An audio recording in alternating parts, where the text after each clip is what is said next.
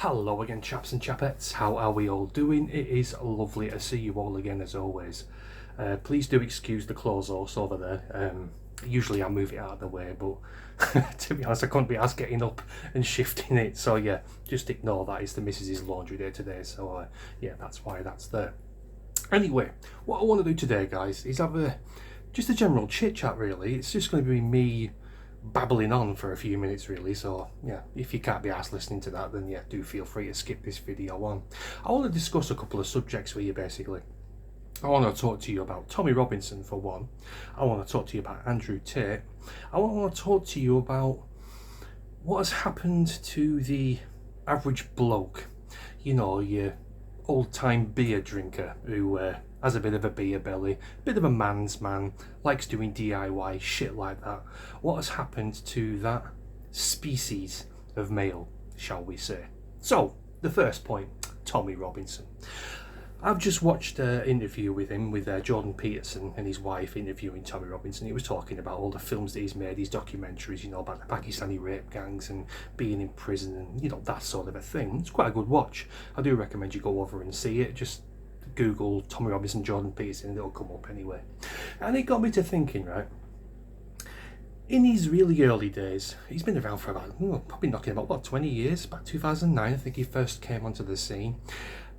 With his Luton accent, his Essex accent, or whatever the hell he's got, being a young lad that he was, and you know, short haircut, and you know, the EDL and things like that, you can sort of understand the public's opinion of him then.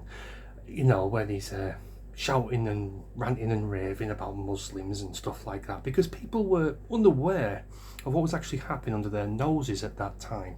You can sort of understand their opinion of him was, oh, he's a racist thug, ignore him, that sort of a thing, you know, shouting the odds, oh, fucking Muslims, and, you know, all that kind of stuff.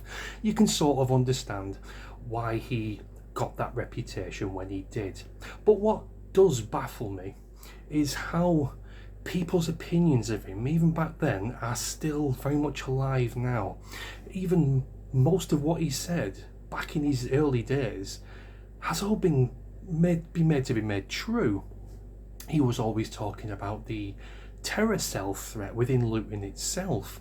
He warned us about the Pakistani rape gangs. He warned us about the destructive effect that the Quran can have on young Muslims if they follow it word for word within these scriptures.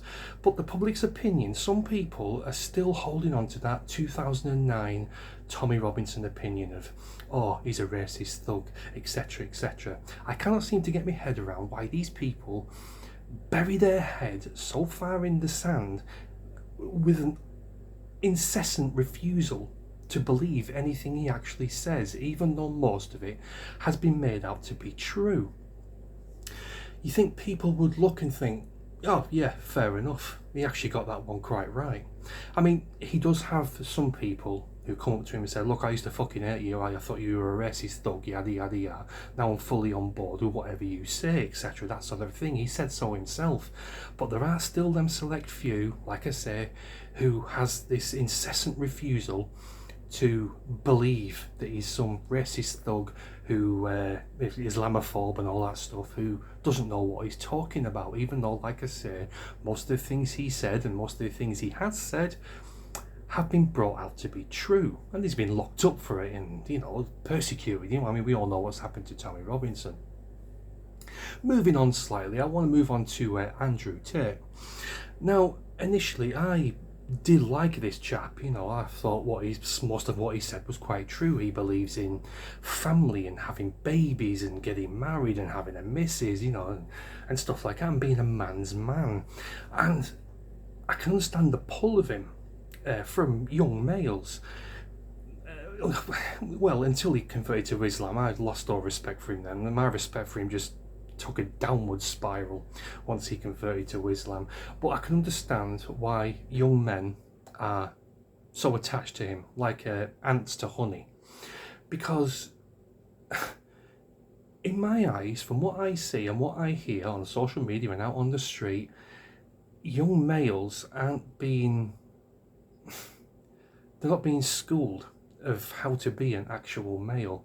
I mean, when I was growing up, you had fellas, blokes, you know, the type of people who like to build things in the shed and saw pieces of wood and nail it to whatever and build a chair and whatever, you know, DIY sort of geezers who liked getting their hands dirty, who had calluses on his hands from work, you know, builders and decorators and shit like that. And, you know, go to the pub and have like 10 pints of lager and have a kebab on the way home and, you know, things like that, being a proper bloke. But now, young males, they seem to be being pushed towards drinking cosmopolitans and wearing tight jeans with shoes with no socks and things like that, you know, like quite puffy sort of, you know, prissy sort of men. So you can sort of understand why they are attached to someone like Andrew Tate. You know, he's a muscly ex-MAA fighter, was he, like a cage fighter, you know, he'll look after himself. He's a geezer, basically. He's a man's man. And I don't understand what's happened to the male race for it to become so, like I say, puffy. I mean, now you get men sometimes who get like a flat pack of, I don't know, a chest of drawers or a wardrobe or something, and you expect the man to put it together, don't you? But now you get wives putting it up. You know, the man sat there with his crochet hook or his knitting needles, knitting himself a nice top for I don't know, for work, while Mrs. is on the floor hammering away at this flat pack wardrobe. I mean, come on, man up. Tell your missus to sit down, put her in front of the Carnation Street, do whatever you want, and you build the fucking thing. Stop being such a prissy.